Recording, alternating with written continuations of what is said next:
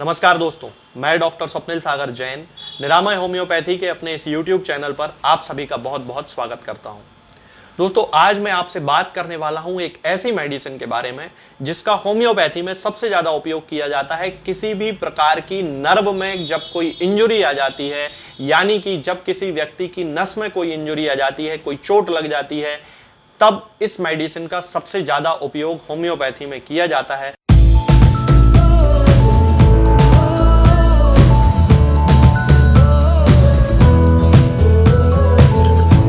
और इस मेडिसिन का नाम है दोस्तों हाइपेरिकम परफोरेटम। तो आज मैं आपको हाइपेरिकम परफोरेटम के बारे में पूरी जानकारी दूंगा कि आखिर हाइपेरिकम परफोरेटम जो मेडिसिन होती है, इसका यूज किस तरह से होम्योपैथी में किया जाता है और किन सिम्टम्स के लिए, किन बीमारियों के लिए इसका उपयोग किया जाता है। तो चलिए दोस्तों शुरू करते हैं। तो दोस्तों, जैसा कि मैंने अभी आपको बताया कि हाइपेरिकम जो मेडिसिन होती है होम्योपैथी की, इसका उपयोग नर्व इंजुरी में किया जाता है। तो अब नर्व इंजुरी में हम कहां यूज कर सकते हैं वो मैं आपको बताता हूं। मान लीजिए आपके घर में कोई छोटा बच्चा है और उसने अपना हाथ दरवाजे में फंसा लिया, यानी कि दरवाजे की जो चौखट होती है और उसका जो गेट होता है, उनके बीच में बच्चे उंगली फंसा लेते हैं, कभी अलमारी में उंगली फंसा लेते हैं, या वो हाथ के ऊपर कोई चीज गिरा लेते हैं और उनको बहुत दर्द होता है। खास तौर से ये जो दर्द होता है जब इंजुरी कोई टिप ऑफ द फिंगर पे लगती है, यानी कि इस हिस्से में जब चोट लगती है तो बहुत ही ज्यादा दर्द होता है। ये जो बहुत ज्यादा दर्द है, सिवियर पेनफुल कंडीशन, ये हाइपेरिकम का एकदम कैरेक्टरिस्टिक सिम्टम होता है, क्योंकि यहां पर आपकी नर्व डैमेज हुई है। अब दूसरा एग्जाम्पल लेते हैं। मान लीजिए किसी व्यक्ति का कोई एक्सीडेंट हो गया है और उसका हाथ जो है वो क्रश हो गया है, बिल्कुल खत्म हो गया है, आगे से बहुत ज्यादा उसको चोट लगी है और उसको बहुत ज्यादा दर्द हो रहा है, पूरा खून निकल रहा है और उंगली बिल्कुल जो है वो पिच चुकी है, मतलब कि बिल्कुल दब चुकी है, क्रश हो चुकी है। तब उस कंडीशन में हम लोग हाइपेरिकम मदर टिंचर का यूज करते हैं। इसके बाद यदि किसी को लॉक्ड जॉ की प्रॉब्लम होती है, यानी कि एक समस्या होती है जिसमें कि हमारा जो ये हिस्सा होता है गाल का, जिसको कि टेम्पोरोमैंडिबुलर जॉइंट कहा जाता है, या जिसे हिंदी में हम जबड़ा कहते हैं, इस जबड़े में जब कभी तकलीफ होती है, दर्द होता है और उसके कारण व्यक्ति का जो मुंह होता है वो ओपन नहीं होता है और जो ये जो जॉइंट है ये अपनी एक जगह पर फिक्स होकर रह जाता है, तब इस कंडीशन को लॉक्ड जॉ बोलते हैं।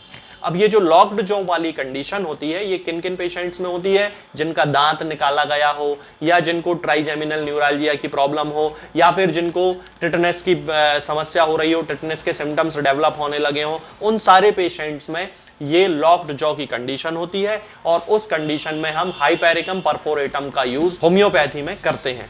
इसके अलावा जिन लोगों को कॉक्सिगोडाइनिया की प्रॉब्लम होती है, कॉक्सिगोडाइनिया का मतलब होता है कि जिन लोगों की टेल बोन, समझते हैं टेल बोन का मतलब होता है रीढ़ की हड्डी का सबसे निचला हिस्सा, जो सबसे आखिर की जो हड्डी होती है उसे कॉसिक्स बोला जाता है, COCCYX, कॉसिक्स बोला जाता है। उस कॉसिक्स में जब कभी दर्द होता है, सामान्य भाषा में उसे टेल बोन बोलते हैं, तो उस टेल बोन में जब कभी दर्द होता है और वो जो दर्द होता है वो बहुत ही ज्यादा होता है पेशेंट को, तब उस कंडीशन में हाइपेरिकम का मदर टिंचर यूज किया जाता है।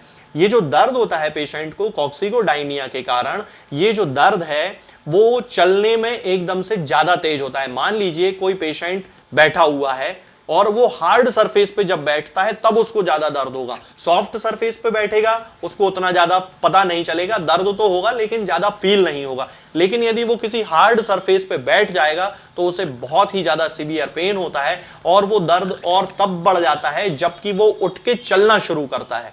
जैसे ही वो चलना शुरू करेगा उसे बहुत ज्यादा दर्द होगा। फिर धीरे धीरे चूंकि वो खड़ा हो गया है, टेल बोन का प्रेशर खत्म हो गया है और उसको वॉकिंग से उसको रिलीफ मिलने लगा है, इसलिए उसके दर्द में जो है वो थोड़ी सी कमी आ जाती है। इसके अलावा जिन लोगों को नंबनेस की शिकायत होती है, यानी कि जिन लोगों को सुन्नपन आने की शिकायत होती है, अब चूंकि सुन्नपन कब आता है? जबकि नर्व डैमेज हो गई होती है। तो किसी भी ऑर्गन में सुन्नपन आ रहा हो, मान लीजिए हाथ में आ रहा हो, पैरों में आ रहा हो, कमर के निचले हिस्से में आ रहा हो, हिप्स वाले एरिया में आ रहा हो, तब उस कंडीशन में हाइपेरिकम परफोरेटम का यूज किया जाता है। इसके अलावा होम्योपैथी में सबसे ज्यादा ये मेडिसिन अगर यूज की जाती है तो वो स्पाइनल इंजरी के केसेस में यूज की जाती है। अब आप लोग सभी अच्छे से जानते हैं कि कि चूंकि हमारी जो रीढ़ की हड्डी होती है उसके आसपास चारों तरफ नर्व का बहुत ज्यादा फैलाव होता है और ये सारी नसें हमारे दिमाग को हमारे शरीर से कनेक्ट करती हैं। तो इसके कारण जब भी किसी पेशेंट का स्पाइन का कोई ऑपरेशन होता है या फिर स्पाइन में कभी उसको कोई इंजेक्शन लगता है, स्पाइन में इंजेक्शन कब लगता है, जबकि किसी का लंबर पंक्चर किया जा रहा हो या फिर कोई प्रेग्नेंट वुमन है और उसका सीजेरियन सेक्शन किया जा रहा हो, जैसे सी सेक्शन बोलते हैं, तो सी सेक्शन करने के लिए उसको एनेस्थीसिया दिया जाता है और वो रीढ़ की हड्डी में दिया जाता है। तब उसके कारण यानी कि उस एनेस्थीसिया के कारण उसको रीढ़ की हड्डी में दर्द होने लगता है क्योंकि वहां पर नर्व डैमेज हो जाती हैं। इसलिए जिन लोगों को सीजेरियन सेक्शन के बाद कमर दर्द की बहुत ज्यादा शिकायत होती है, उनसे चलते फिरते उठते बैठते बिल्कुल नहीं बनता है, उन लोगों को भी, उन महिलाओं को भी हमेशा हाइपेरिकम का मदर टिंचर यूज करना चाहिए और उनको बहुत अच्छे रिजल्ट इसके मिलते हैं। अब मैं आपको बताता हूं इसके मेंटल सिम्टम्स के बारे में। तो ये जो पेशेंट होता है इसको ऐसा लगता है जैसे कि ये हवा में चल रहा है और इसका जो वर्टेक्स होता है यानी कि ये सिर का ये जो हिस्सा होता है, इसको इस हिस्से में बहुत ही ज्यादा आइसी कोल्ड फीलिंग होती है, यानी कि उसको ऐसा लगता है जैसे उसके ऊपर किसी ने बर्फ वाला ठंडा हाथ रख दिया हो और अंदर ही अंदर उसका जो ब्रेन है वो एकदम कंप्रेस होने लगा हो, ऐसी उसको फीलिंग आती है। उसके दिमाग में एकदम ऐसा लगता है जैसे अंदर से कोई उसके दिमाग को दबा रहा है। तो इसको बहुत ज्यादा हैवीनेस की फीलिंग होती है ब्रेन में, हेड में, इस तरह से। यदि हम इसके एब्डोमेन की बात करते हैं या स्टमक की बात करते हैं तो स्टमक में इसको ऐसा सेंसेशन होता है जैसे कि स्टमक में कोई लंब पड़ा हुआ है, कोई चीज है जो स्टमक में पड़ी हुई है, इसको ये सेंसेशन होता है। इसके साथ ही रेक्टम में इसको बहुत ज्यादा हेमोरॉइड्स की प्रॉब्लम होती है और कॉन्स्टिपेशन की भी प्रॉब्लम होती है। तो जिन लोगों को नम्बनेस आती है लोअर पार्ट ऑफ बॉडी में यानी कि कमर के निचले हिस्से से पैरों में, और उनको कॉन्स्टिपेशन की भी शिकायत है और पाइल्स की भी शिकायत है, उन लोगों को भी बहुत अच्छी मेडिसिन है हाइपेरिकम परफोरेटम। इसके अलावा यदि हम इसकी एक्सट्रीमिटीज की बात करते हैं तो शोल्डर में यानी कि कंधों के इस हिस्से में यहां से इसको बड़ा दर्द रहता है। तो जिन लोगों को सर्वाइकल की प्रॉब्लम है और सर्वाइकल में जब उन्होंने अपना एक्सरे कराया है या फिर एमआरआई या सीटी स्कैन वगैरह कराया है और उसमें उनको पता चला है कि उनकी जो नर्व है यहाँ सर्वाइकल एरिया की वो दब रही है और जिसके कारण उनका जो दर्द है वो यहाँ नीचे शोल्डर पे आ रहा है या राइट हैंड में या लेफ्ट हैंड में कहीं पे जा रहा है, दोनों तरफ कहीं भी, तब उन कंडीशंस में हमें हाइपेरिकम का मदर टिंचर यूज जरूर करना चाहिए। बहुत अच्छे रिजल्ट्स इसके मिलते हैं। इसके अलावा इन लोगों को ये जो दर्द होता है ये फिंगर टिप्स तक आता है। मैंने अभी आपको बताया था कि फिंगर टिप यदि कभी क्रश हो जाती है तो उसमें नर्व इंजरी होती है, ठीक वैसे ही नर्व यहां से जो इंजर्ड है उसके कारण ये जो दर्द है यहां फिंगर टिप्स तक आता है और उसकी हाइपेरिकम परफोरेटम बहुत अच्छी एक मेडिसिन है। यदि हम इसके अस्थमेटिक सिम्टम्स की बात करते हैं या रेस्पिरेटरी सिम्टम्स की बात करते हैं तो ये जो पेशेंट होता है इसको सिवियर अस्थमेटिक अटैक की शिकायत होती है उस मौसम में जबकि बहुत तेज पानी गिर रहा हो और बहुत तेज हवाएं चल रही हो, यानी कि स्टॉर्म जैसा जो मौसम होता है, तूफान जैसा जो मौसम होता है जहां की बिजली कड़क रही हो, पानी गिर रहा हो और तेज हवाएं चल रही हो।